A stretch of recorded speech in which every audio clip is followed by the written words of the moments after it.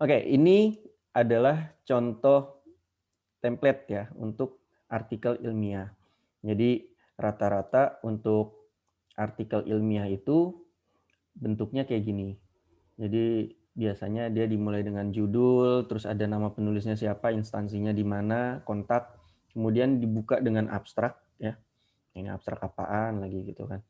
Terus ada pendahuluan. Nah, ini seharusnya kalau lengkap dia ada pendahuluan, ada metode, ada hasil dan pembahasan, kemudian ada penutup. Cuma untuk tugas saat ini template-nya saya sesuaikan dengan makalah kita ya. Makalah kita kan cuma 3 bab ya. 3 bab itu terdiri dari pendahuluan, pembahasan dan penutup. Nah, di sini template-nya saya sesuaikan. Jadi ada pendahuluan, ada pembahasan dan ada penutup kayak gitu. Dan terakhir tentu harus ada daftar pustaka. Oke, jadi apa yang harus kalian lakukan sebenarnya cuma mindahin seperti tugas waktu itu ya. Jadi dari makalah yang udah jadi, saya anggap makalah kalian ini udah jadi. Dari makalah yang udah jadi, kalian pindahin ke sini. Pertama judulnya. Judul saya bahasa Indonesia, Pak. Ya, tinggal ditranslate pakai Google Translate, pakai bahasa Inggris. Udah. Misalnya judul kalian apa gitu kan. Di sini saya coba ambil satu judul. Mungkin kalian belum nggak bisa lihat ya.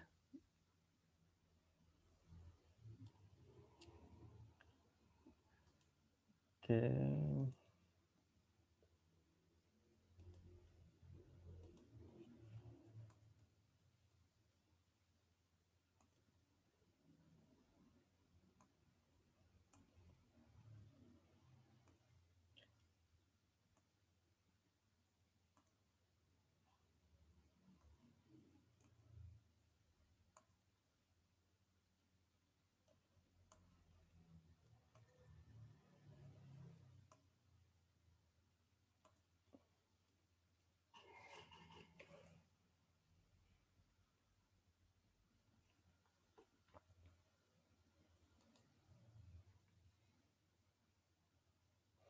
Oke, ini misalnya saya ambil judul ini. Udah saya translate tadi. Nah, ini judul aslinya apa? Judul aslinya sini keluar nggak ya?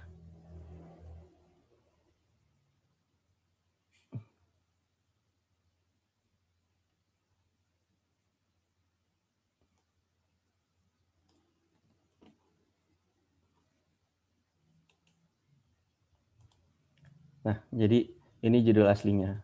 Tadi ini saya copy, kemudian saya paste di Google Translate, saya translate di sini. Jadilah ini gitu. Jadi kayak gini aja. Gitu. Nah, kemudian nama penulisnya siapa nanti tinggal disesuaikan nama kalian, terus kampus kita tercinta gitu ya, Universitas Indraprasta PGRI gitu ya. Cinta banget sama kampus. Sampai ada bed-nya nih. Kemudian alamat lengkapnya di mana? Cari tuh Jalan Nangka dan segala macam.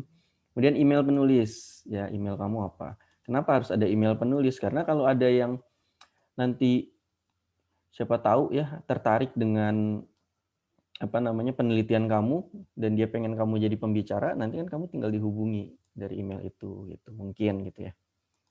Kayak gitu. Nah, kemudian abstrak. Abstrak ini apa sih? Jadi abstrak ini kayak semacam rangkuman gitu ya, semacam rangkuman. Kalau di buku itu dia kayak sinopsis yang nyeritain tentang isi konten dari tulisan kamu kayak gitu. Nah, abstrak ini dia sebenarnya isinya nggak banyak. Yang penting dia tuh cuma ada ini nih. Ini aja nih.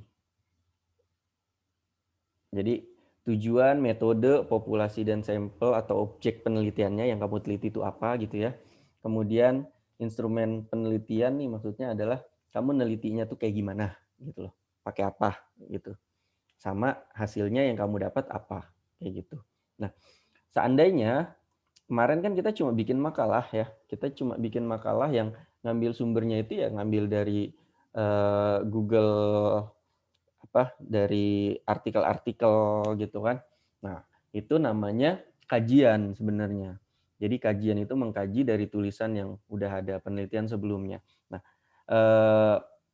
itu tinggal kita tulis aja, misalnya dari judul yang ini judul yang ini misalnya. Kita mulai dengan tujuan tadi kan.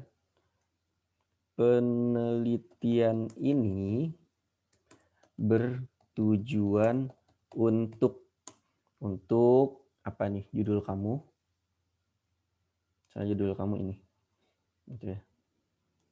Untuk mengetahui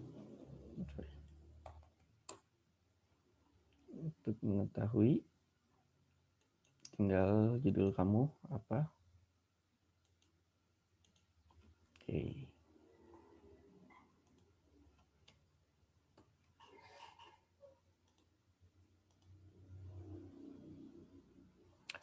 Ini cuma tulisannya jangan disamain kayak judul ya, karena ini cuma kalimat biasa. Jadi dikecilin. Satuan polisi ini nama kapital. Nah ini tujuan. Tadi setelah tujuan, metode. Metode penelitian yang dilakukan adalah, karena tadi saya bilang ya makalah kita ini kan kebanyakan ngambil dari penelitian yang udah dilakukan, maka kita tulis aja kajian. Yang dilakukan adalah metode kualitatif. Gitu. Kualitatif itu apa nih? Kualitatif itu kita hanya menjelaskan secara quality gitu ya. Jadi quality-nya kita jelasin A to Z-nya gitu berdasarkan dasar penelitian sebelumnya, kira-kira seperti itu. Nah, ini udah metode. Metode penelitian yang digunakan, dilakukan sih. Gunakan adalah metode kualitatif. Objek dalam penelitian ini adalah, jadi ini yang diteliti apa? Gitu ya. Jadi yang diteliti apa? Nah, kita yang mau diteliti kemarin kan kita udah lihat kalau judulnya ini berarti yang pertama kita lihat ininya nih, Y-nya. Gitu. Objek dalam penelitian ini adalah berarti kinerja pegawai di Satuan Polisi Pamong Praja Kabupaten Tapanuli Tengah. Nah, ini objek kita. Terus apalagi setelah objek, kemudian tadi ada instrumen karena kalian menelitinya nggak yang terjun di lapangan, anggaplah ini cuma kualitatif yang cuma literatur review ya. Literatur review itu artinya cuma membandingkan antara satu bacaan dengan bacaan yang lain. Maka kita nggak usah pakai instrumen, kita lewatin aja ya. Jadi cuma tujuan, metode, objek penelitian, sama hasilnya gitu. Nah hasilnya apa? Ya udah misalnya hasil kamu apa dari penelitian itu? Misalnya berdasarkan penelitian yang dilakukan, maka diketahui bahwa kinerja pegawai, ya, kalau malas ngetik sih sebenarnya tinggal copy aja, pegawai di Satuan Polisi Pamong Tengah dipengaruhi oleh kepemimpinan, ya ini X1-nya, variabelnya yang lain, kepemimpinan dan motivasi pegawai itu sendiri, kayak gitu. Nah ini hasilnya misalnya gitu kan. Terus dari hasil itu kesimpulannya apa? Maka kamu mau ngasih saran apa nih misalnya? Untuk itu diharapkan itu misalnya pimpinan di Satuan Polisi Pamong Praja untuk dapat lebih memperhatikan pegawainya dan memberikan mereka motivasi yang positif. Ini misalnya ya, gitu. Jadi yang ingin kamu omongin seperti itu misalnya. Nah, jadi ini udah jadi nih, kayak gini aja cukup, kayak gitu. Oke. Nah, terus kata kunci ini apa sih sebenarnya? Kata kunci ini adalah kata atau frase yang kira-kira menjadi perhatian dalam penelitian kamu. Jadi, kamu bayanginnya gini, kalau ini dipublish, kira-kira orang itu akan nge-search ya di Google itu pakai keyword apa? Itu pakai kata kunci apa? Pakai kata apa? Kayak gitu. Misalnya kalau di sini penelitian ini karena gampangnya sih biasanya saya ngomong sama mahasiswa saya kalau mau kata kunci kalau nggak mau ribet ya udah variabel-variabelnya aja kita tulis. Contoh di sini berarti kinerja pegawai. Tuh, kata kunci itu kecil semua ya. Kinerja pegawai, kemudian apalagi tadi kepemimpinan,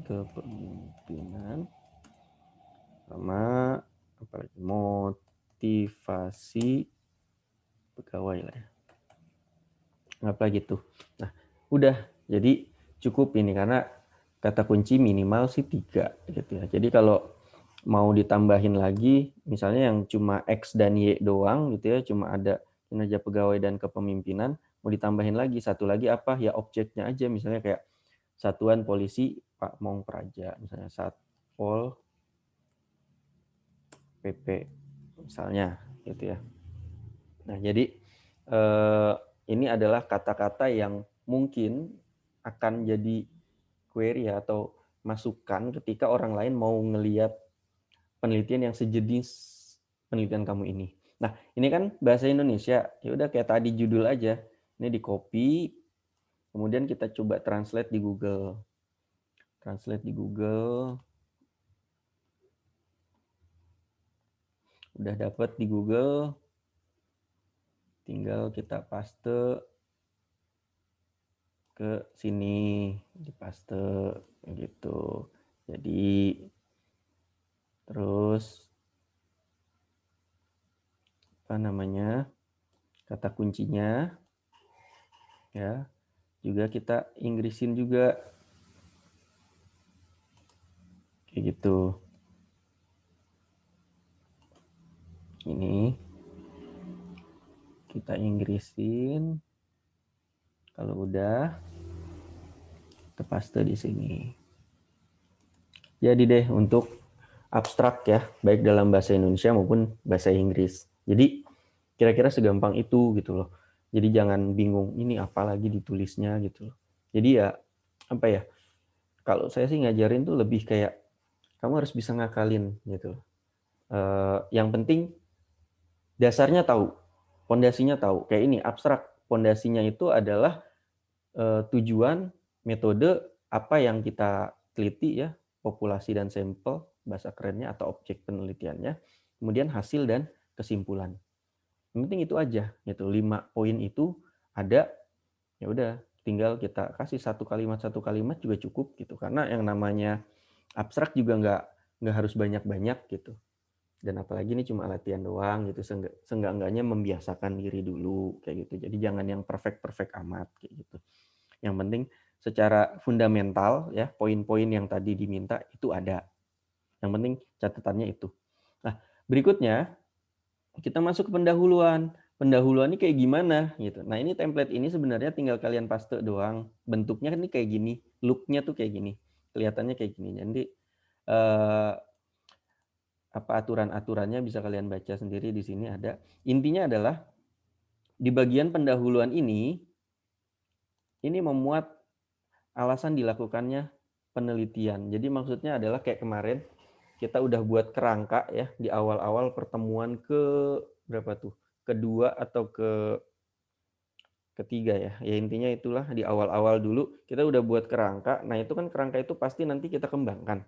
Nah, dalam pendahuluan ini, dalam pendahuluan artikel ilmiah, masing-masing kerangka itu cukup satu paragraf aja udah selesai.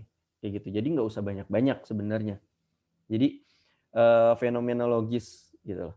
Alasan fenomenologisnya. Kenapa kamu kok tiba-tiba kepikiran untuk meneliti itu gitu. Misalnya ada yang kemarin itu mau meneliti tentang pengaruh pembelajaran online di masa pandemi misalnya kayak gitu ya. Kalau salah ada yang kayak gitu. Nah, itu kita bahasnya itu mulai dari masa pandeminya dulu yang dibahas. Kenapa? Karena dari masa pandemi ini muncul dampak-dampak yang lain. Itu salah satunya adalah pembelajaran online. Nah, itu kita jelasin tuh secara runut. Berarti dari paragraf pertama ini kita ngomongin dulu pandemi. Misalnya Desember 2019 dunia dihebohkan oleh keberadaan virus yang kini dikenal sebagai virus corona, misalnya kayak gitu.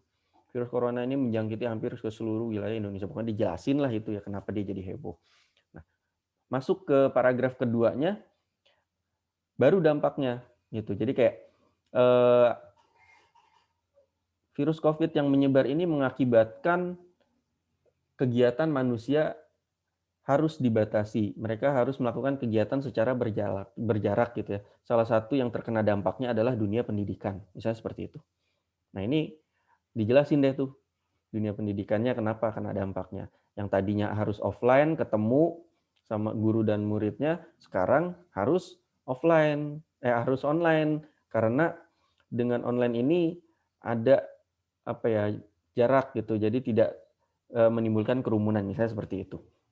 Nah, terus di sini lagi baru kamu bahas tentang kayak ternyata dengan adanya online ini nggak selesai gitu. Jadi kan kita kemarin sudah memahami bahwa masalah itu kan muncul adanya ketimpangan antara harapan dengan kenyataan.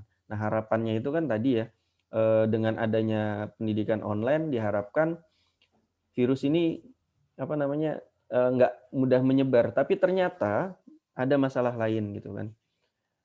Pendidikan online ini menimbulkan beberapa problematika, misalnya salah satunya adalah sulitnya memahami materi gitu karena biasanya materi dijelaskan dengan rinci oleh guru, misalnya seperti itu. Namun kini guru menjelaskan dengan cara online dan murid tidak bisa langsung bertanya, misalnya seperti itu gitu ya. Nah, ini mulai muncul masalah, kemudian dari muncul masalah itu di paragraf berikutnya boleh langsung kalian rumuskan masalahnya. Berdasarkan hal tersebut, misalnya penulis tertarik untuk meneliti pengaruh pendidikan online terhadap pembelajaran di masa pandemi, misalnya kayak gitu. Nah, jadi itu rumusan masalahnya. Kita merumuskan, kita menemukan masalahnya. Nah, setelah ada rumusan masalah, ini juga harus kita paparkan tujuannya untuk apa, kayak gitu. Jadi kayak penelitian ini bertujuan untuk apa, kayak gitu. Nah, sebenarnya udah cukup sih sampai tujuan, tapi kadang-kadang ada juga yang mau ngasih kajian literatur. Kajian literatur itu kayak teori ya. Jadi kayak pandemi dijelasin lagi sama dia. Pandemi menurut tokoh A adalah apa? Kemudian pendidikan online menurut siapa adalah begini. Nah, ini dari penelitian sebelumnya gitu. Jadi harus ada ketika kamu memberikan pernyataan gitu ya, pernyataan misalnya pendidikan online merupakan segala kegiatan pendidikan yang dilakukan melalui kegiatan dalam jaringan atau daring gitu. Nah, ini kata siapa? Ini kamu harus dapat apa namanya? Rujukannya. Makanya kemarin 10 artikel itu sebenarnya adalah untuk mengembangkan ini. Jadi ketika di artikel itu ada kata-kata pernyataan, misalnya kayak pendidikan online efektif mengurangi dampak pandemi. Saya kayak gitu. Nah, itu kamu ambil tuh satu kalimat itu, kamu ambil di penelitian kamu, itu dikasih citasinya, itu siapa nama penulisnya dan halaman berapa. Nah, itu nanti udah cukup sebenarnya kayak gitu. Jadi kan poin ini nih udah bisa terpenuhi gitu ya. Jadi penelitian yang ditunjang dengan kajian literatur kayak gitu. Jadi itu udah terpenuhi. Nah, itu untuk pendahuluan. Jadi boleh mau pakai apa ya? Tapi kalau pakai deskripsi satu-satu itu kan bakal panjang banget. Makanya nggak usah yang panjang-panjang banget. Yang penting secara fenomenanya itu kelihatan di bagian pendahuluan. Atau kalau memang makalah kamu udah seperti itu, ya udah tinggal pindahin doang berarti. Copy, paste ke sini. Nah, kemudian bagian pembahasan. Bagian ini ngomongin apaan? Sebenarnya di bagian ini, ya, ini cuma contoh aja nih ada. Kalau kamu pakai tabel, nulis tabelnya harusnya begini. Terus kalau kamu ada gambar, itu keterangan gambarnya itu harusnya kayak gini. Jadi nulis sumbernya di sini, tulisan keterangan gambarnya begini. Dia lebih kecil ukurannya daripada yang utama ini. Biasanya lebih kecil 2 poin. Nah, utamanya dalam pembahasan ini isinya ini nih. Jadi apa yang kamu bahas? Apa yang jadi temuan kamu? Gitu ya. Kalau di pembelajaran kemarin sebenarnya saya kasih kuncinya itu ketika di pembahasan paling tidak kita punya alur konstruk esai ilmiah ya, pemikiran ilmiah. Jadi walaupun kamu sudah mendapatkan poinnya, ya, udah mendapatkan poinnya sebenarnya mau kamu katakan itu apa, ini harus ada dasarnya, gitu. Harus ada sandarannya kemana. Makanya ketika kamu mau nulis paragraf ini paling enggak pertama dimulai dengan orientasi atau pembukaan, gitu. Jadi kayak kalau tadi bahas tentang pendidikan online misalnya, dari sini kita sudah mulai bahas tentang pendidikan online seolah menjadi bagian yang tidak bisa dipisahkan di masa pandemi ini, kayak gitu. Nah, itu kata siapa kayak gitu, kalau ada dasarnya harus ada penulisnya siapa, tahun berapa dia ngomong kayak gitu. Kayak gitu. Nah, jadi kita ngomongin kayak gitu pendidikan online dulu. Nah, baru faktanya. Fakta-fakta ini kayak berapa sekolah yang melakukan kegiatan online. Terus juga perkembangan misalnya kayak berapa pengguna WhatsApp ya yang meningkat misalnya. Yang tadinya berapa, sekarang berapa. Ini datanya kan bisa kamu lihat dari Kompas misalnya, atau kamu search aja kenaikan pengguna WhatsApp misalnya kayak gitu. Nah, itu juga nanti akan muncul misalnya Kompas ada data di situ misalnya kayak pengguna Kompas melonjak 300 juta di masa pandemi. Nah, ini kan bisa kamu ambil. Di masa pandemi ini pengguna WhatsApp melonjak hingga 300 juta. Titik. Itu dikasih citasi tuh Kompas, 2019 misalnya. Atau kalau kamu tahu penulis artikelnya siapa, wartawannya siapa gitu ya, tulis nama belakang wartawannya di situ. Misalnya nama wartawannya Ahmad Samsuri misalnya gitu. Nah, tulis nama belakangnya aja, Samsuri, 2019. Kayak gitu. Di sini. Jadi aturan penulisannya itu kayak gini nih. Kayak gini. Jadi setelah kita nulis kayak tadi misalnya pengguna WhatsApp melonjak hingga 300 juta di masa pandemi. Nah, ini terus dikasih kayak gini. Samsuri, 2019 misalnya kayak gitu. Atau kalau ada 2 orang ya nulisnya kayak gini. Kayak gitu. Terus kalau yang nggak di dalam kurung namanya itu nulisnya harus kayak gimana? Kayak gini nih misalnya. Nah, itu nulisnya harus kayak kita lagi cerita apa ya, kayak misalnya menurut Samsuri gitu. Jadi kita bacanya tuh pun dibaca bunyi gitu loh. Jadi kayak menurut Samsuri, nah ini dalam kurungnya baru tahunnya 2019, pengguna WhatsApp melonjak hingga 300 juta, misalnya seperti itu. Gitu. Tapi kalau kita mau nulisnya kayak pengguna WhatsApp melonjak hingga 300 juta, selesai nih. Nah keterangannya kayak gini. Jadi intinya yang di dalam kurung ini, ketika kita baca secara bunyi, dia bisa nggak perlu kita baca, tapi kalimatnya artinya itu tetap lengkap, gitu loh. Nah ini fungsinya tanda kurung sebenarnya, keterangan tambahan kayak gitu. Nah jadi dari Kompas, dari koran, mau dari jurnal, asal dia berupa fakta-fakta, ini kamu kumpulin di bagian pembahasan ini. Jadi fakta tentang pengguna sekolah online yang melonjak, pengguna WhatsApp yang melonjak, kemudian juga misalnya pengguna internet juga melonjak, misalnya seperti itu. Ini bisa kalian masukin di sini.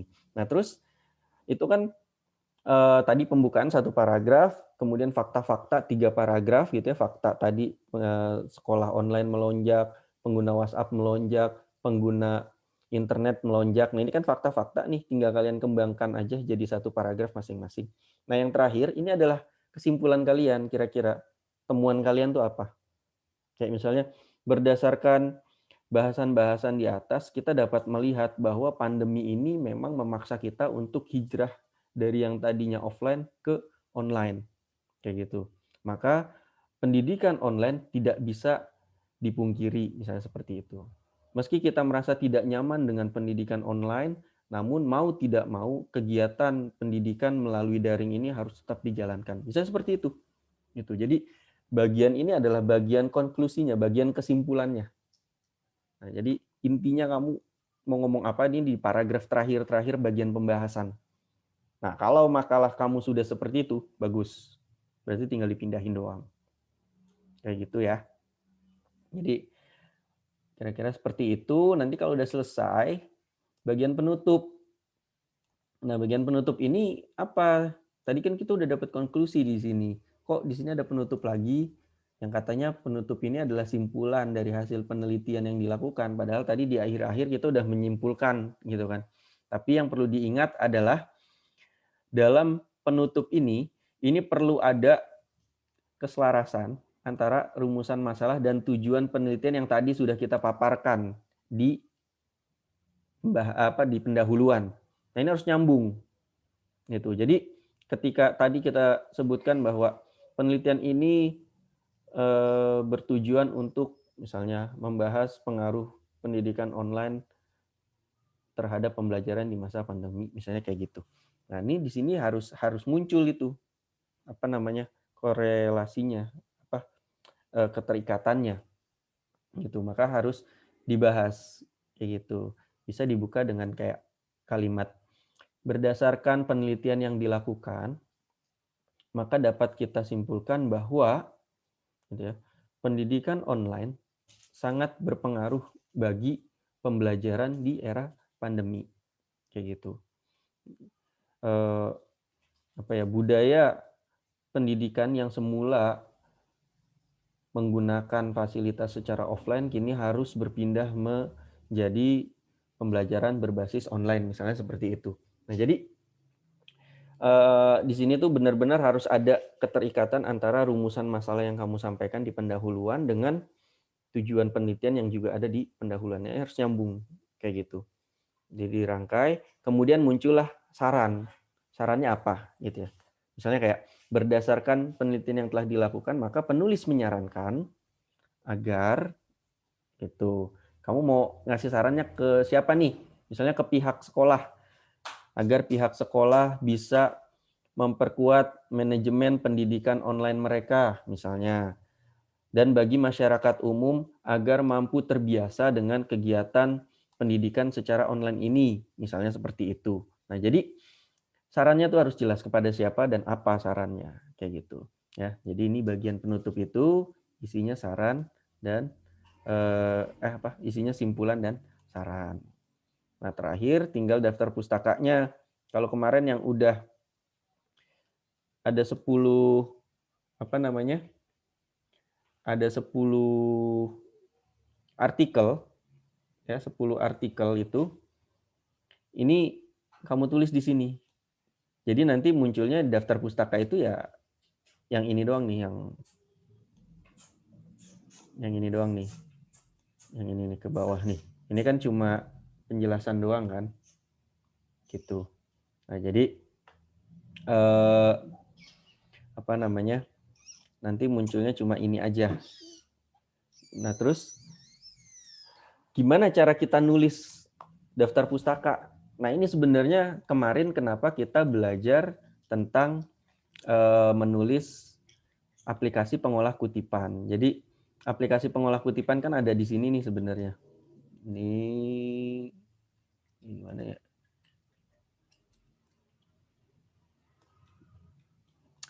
Ini ada di bagian reference. Ya.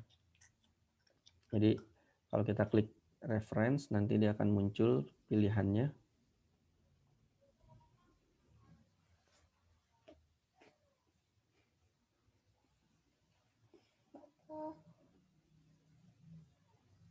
Wah, dia ngadet lagi. Wah, tidak. Nah, ini bagian yang ini nih. Yang kemarin kita pelajari sebenarnya. Jadi insert citation. Jadi ini untuk apa sebenarnya? Sebenarnya untuk tadi yang saya bilang ya, ketika kita ngambil satu kalimat ini, ya, satu kalimat ini kita ambil, ini kita masukin ke sini. Jadi kita insert, misalnya add new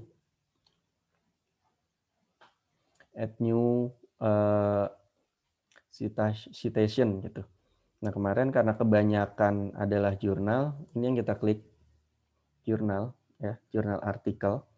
Terus jangan lupa ini diklik supaya dia lebih lengkap keluarnya apa, kayak gitu. Nah, seandainya kita mau ambil yang ini nih, kita mau ambil dari ini nih, jurnal ini jurnal misalnya ya. Ini cara masukinnya gimana? Jadi ini kita ambil.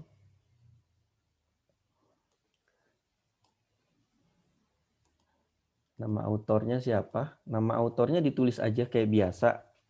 Misalnya ini kan namanya dia adalah Imam Adriana. Misalnya ya. Nah, ini nama dia. Terus judulnya apa? Misalnya ini pengaruh efikasi diri gitu. Pengaruh efikasi diri. Jadi kalau judul jurnal itu sebenarnya awalnya nggak perlu kapital. Judul artikelnya, judul artikel itu nggak perlu kapital, tapi kita terbiasa judul-judul itu awalnya kapital, gitu kan. Makanya kalau ini kita tulis kapital, nanti hasilnya juga akan kapital semua. Sebenarnya kayak gitu. Ini contoh ya. Kita terbiasa nulis katanya judul itu harus kapital semua. Padahal itu judul buku dan judul film dan segala macam. Kalau judul artikel untuk ini ya, kebutuhannya untuk penulisan ilmiah, sebenarnya dia kecil aja. Tapi nggak apa-apa. Anggaplah saya awam ya, saya nggak tahu tentang aturan itu. Terhadap kemampuan pemecahan masalah. Sampai sini aja nggak apa. Nah, jurnalnya yang mana? Misalnya nama jurnalnya yang ini nih. Proceeding diskusi panel nasional intelektium itu.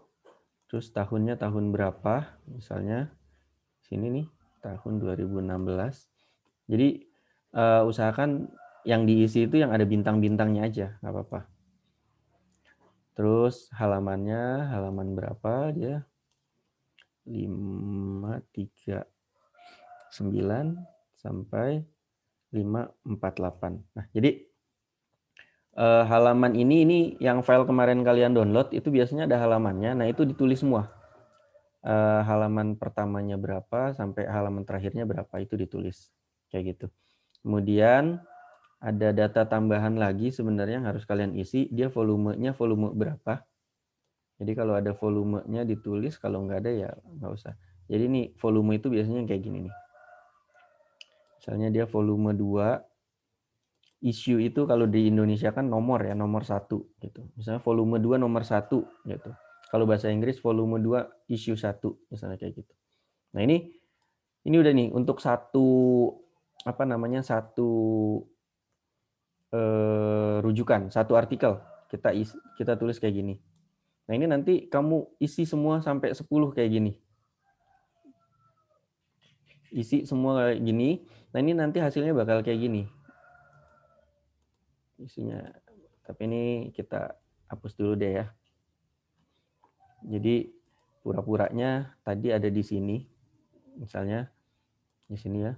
Pembahasan merupakan bentuk kenyirikan penulis. Nah, ini tadi satu kalimat ini kita copy dari artikel yang tadi udah kita masukin. Nah, ini tinggal kita klik aja di sini. Oh, ini nih punyanya yang tadi kita masukin, Andriana Imam. Kita klik. Klik. Muncullah dia kayak gini. Gitu kan. Nah, tapi kata Paniki tadi boleh yang nama orangnya di luar. Itu gimana? Gitu.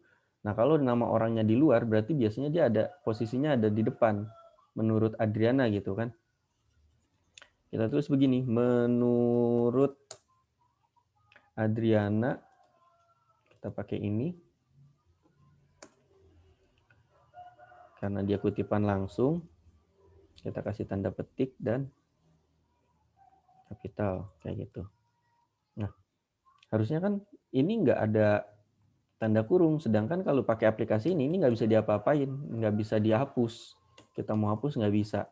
Nah, ini harus kita ubah dulu jadi static text yang ini nih, convert citation to static text. Ini kita klik, jadi dia bisa diedit-edit. Nah, ini bisa kita hapus, kemudian ini kita ganti jadi seperti ini. Nah, jadi kita bacanya, menurut Adriana, pembahasan merupakan bentuk kenyirikan. Nah, jadi modelnya seperti itu. Nah, jadi dari 10 artikel yang kemarin kamu cari ini harusnya ada di sini semua. Nah, terus ini buat apa? Ketika kamu udah selesai, di bagian daftar pustaka, ini, anggaplah ini daftar pustaka ya, bab daftar pustaka, itu nantinya kamu tinggal klik yang ini nih, bibliografinya, tinggal kamu klik, gitu. Nah, ini tinggal cari mau yang mana, misalnya yang ini bibliografi, tinggal kamu klik, dia akan otomatis nulis sesuai dengan aturan penulisan kita apa. Nah, kita kan pakai APA ya, maka munculnya kayak gini. Tapi kalau kita klik yang lain lagi, misalnya aturan penulisan ini nih, IEE, dia akan beda lagi tuh bentuknya. Dan yang tadi kita yang tadi kita tulis pun kalau dia pakai ini kan karena tadi kita udah ubah jadi ini ya, citasi statik ya, static text. Nah, kalau yang otomatis dia akan berubahnya tuh beda. Dia akan gini. Tuh, angka munculnya. Kayak gitu. Nah, ya. Jadi style ini akan mempengaruhi tulisan ini keluarnya seperti apa. Kayak gitu. Jadi ini makanya kenapa dianjurkan untuk itu supaya kita fokus konsisten membuat ini. Kenapa ini kok ada bibliografi? Nah, kalau yang ini sih gampang, ini bisa dihapus. Tinggal kita hapus. Ntar kita ketik ulang untuk daftar pustaka di pinggir ya. Daftar pustaka. Ini bisa kita edit. Yang ini. Baca Times New Roman, misalnya 12. Warnanya hitam. Terus di bold. Nah, ya kan? Jadi kita nggak perlu lagi mikirin nih daftar pustaka susunannya seperti apa sih? Kemarin kan kita ngafalin ya. Kayak gimana. Kalau dari buku gimana, kalau dari ini gimana. Nah, gitu. Jadi kalau ini nggak usah, kita tinggal klik, udah jadi gitu loh. lebih praktis sebenarnya. Nah, cuma kita harus paham fungsinya itu untuk apa. Ini kan tadi itu ya kalau dari jurnal. Terus kalau dari ini gimana kalau dari web tadi ya, saya sempat singgung. Nah, ini sama, insert citation lagi, add yang new, misalnya kayak tadi kalian make Kompas, ini cari yang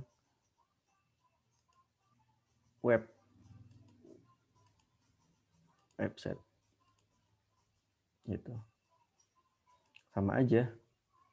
Jadi ini kita klik, terus kita akan tahu yang penting itu yang mana yang harus diisi. Soalnya tadi saya bilang siapa? Ahmad Syamsuri. Gitu. Nama page-nya itu ininya ya, apa? Judul artikelnya gitu. Misalnya WhatsApp naik daun misalnya gitu. Naik daun. Nah, terus ini websitenya kompas.com. Gitu. Ini kita ngelihat tahun 2019 bulan Desember tanggal 27 misalnya. Ada lagi yang perlu URL-nya. URL-nya yang biasanya ada di atas ini ya, yang lengkap itu ya, yang pakai https ini www.kompas.com ini, terus biasanya ada kode-kode apalah itu ya, 27 ya misalnya gitulah.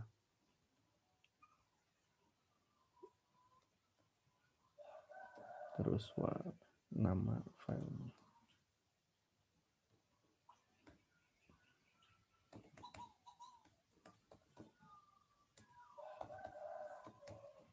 Misalnya gini ya. Gitu. Ini udah kita okein misalnya. Nah, nanti kan dia tetap keluarnya tuh tetap kayak penulis artikel, kayak jurnal gitu kayak gini. Cuma nanti pas di daftar pustaka, kalau kita update, nah ini dia akan muncul seperti ini. Gitu. Jadi kalau dari web, dia akan kayak gini bentuknya. Jadi udah otomatis sendiri dibuat sama dia kayak gitu. Nah, jadi nggak usah mikirin kalau web nulisnya kayak gimana, ini gimana gitu. Nah, jadi kira-kira ini fungsi aplikasi pengolah kutipan tuh untuk mastiin ini sih. Kenapa? Karena kalau ini nanti di online kan, dia akan ini nih akan ngebaca sumbernya, gitu. Sumbernya akan dibaca. Jadi dia kayak oh ini dipakai nih satu, ini dipakai satu. Jadi dia akan ngebaca kayak gitu online, terikat secara online. Kira-kira seperti itu. Oke, ini untuk artikel ilmiah. Jadi mungkin itu ya untuk tugas terakhir kita. Jadi sebenarnya tugas terakhir kita itu ya itu tadi bikin artikel ilmiah, bukan bukan makalah sebenarnya. Makalah itu pancingan aja prosesnya. Nah, jadi ini adalah yang terakhir, tugas terakhir kita. Sampai sini ada yang mau ditanyain nggak?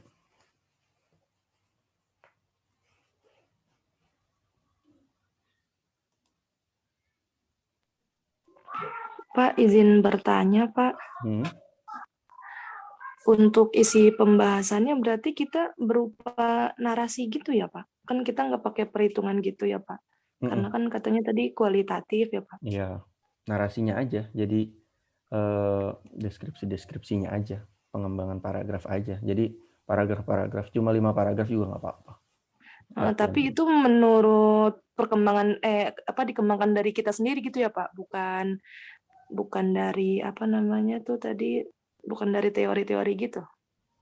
Oh, dari awalnya teori, teori. terus pengembangannya baru dari kita di paragraf Yes, aja gitu ya, Pak? betul. Oh, gitu ya. Betul. Makasih ya, Pak. Oke. Ada lagi?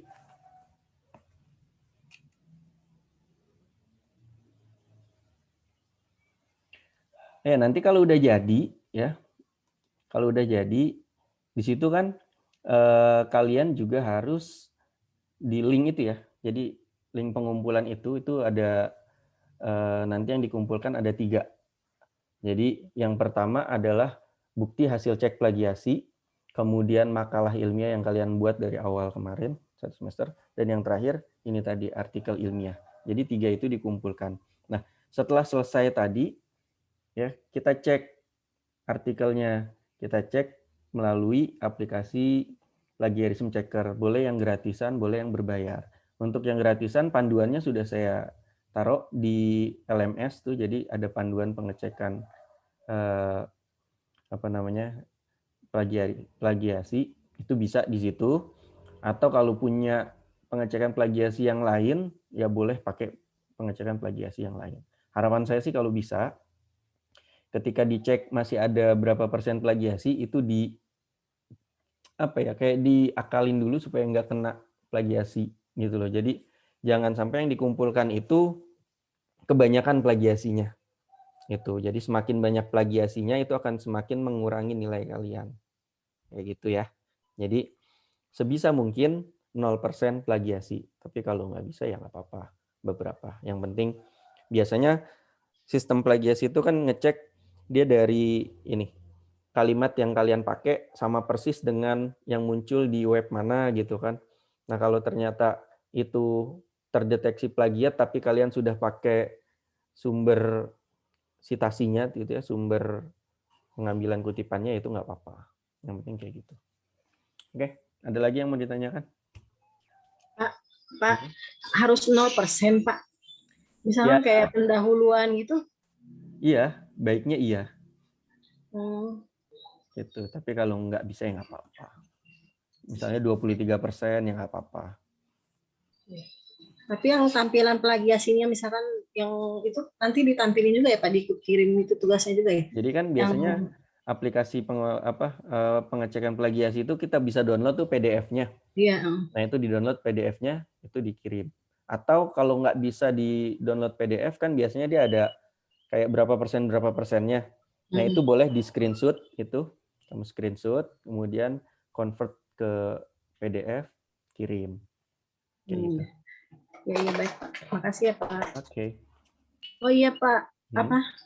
Ini kan tadi direkam ya Pak? Ya. Boleh di-share rekamannya nggak Pak? Ya nanti di-share. Oh iya, baik. Terima kasih Pak. Oke. Ada lagi yang mau bertanya?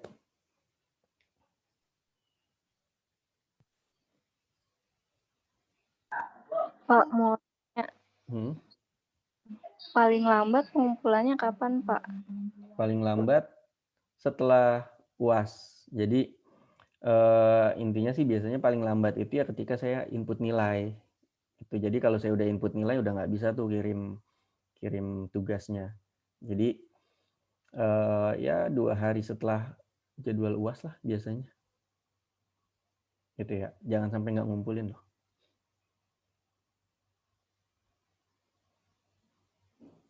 Ada lagi? Bapak mau nanya tapi di luar tugas ya. Ya. Masalah absensi. Kenapa? Itu masih banyak yang merah. Ya, yang lainnya juga sih. Absensi itu kan sebenarnya nggak masuk penilaian ya. Jadi di masa pandemi ini absensi tidak masuk kriteria penilaian. Jadi itu cuma apa ya ibaratnya ya kayak absen buat motivasi aja. Formalitas gitu ya, Pak. Nah, ternyata sistem kita juga kan nggak semulus itu ya. Walaupun kita udah masuk ke LMS, tapi ternyata nggak ter-record gitu. Masih banyak yang miss gitu kan. Masih banyak yang merah gitu. Nah, jadi kebijakannya diambil ya kayak gitu. Jadi absensi itu nggak menjadi salah satu kriteria penilaian. Yang jadi kriteria penilaian itu ya tetap tugas-tugas yang kalian kasih ke saya. Cuma 3 tugas kita nggak ada UTS ya. Kemarin diganti dengan tugas besar yang konversi makalah itu ya. Konversi makalah dan UAP. Jadi cuma 3 itu aja. Menjadi penilaian. Makanya yang tugas pribadi yang belum kalau bisa sebisa mungkin itu dipenuhi kalau mau nilainya maksimal. Karena biasanya saya ngambil dari situ. Kayak gitu. Ada lagi?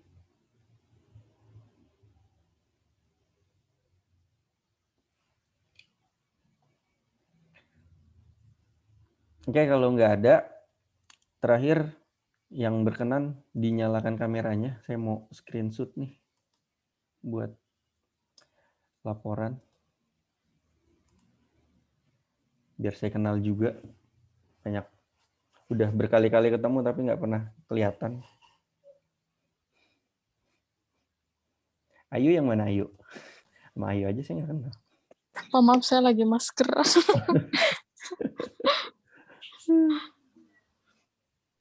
Oke. Adam tidur, Pak. Emang jamnya tidur sih nih. Gimana malam ya? Kan harusnya kita malam kan? Oke. Udah siap? Ya, Pak. Siap ya. Saya ambil nih. Ada 2 slide, jadi saya ambil satu-satu. Tuh.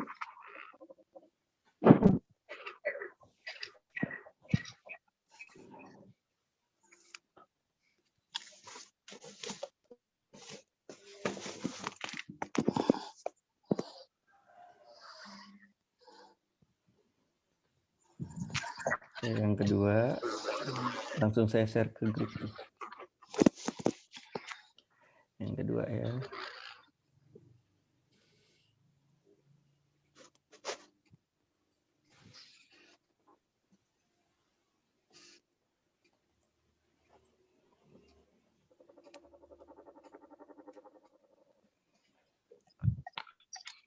Oke, selesai. Kalau gitu, sampai sini perjumpaan kita. Terima kasih atas perhatiannya selama ini. Saya mohon maaf kalau saya ada kesalahan. Semoga kita bisa ketemu lagi. Sukses buat kalian semua ya. Assalamualaikum. Waalaikumsalam. Makasih Ya, banyak, Pak. Pak. Terima kasih tadi. Terima kasih Bapak. Terima kasih Pak.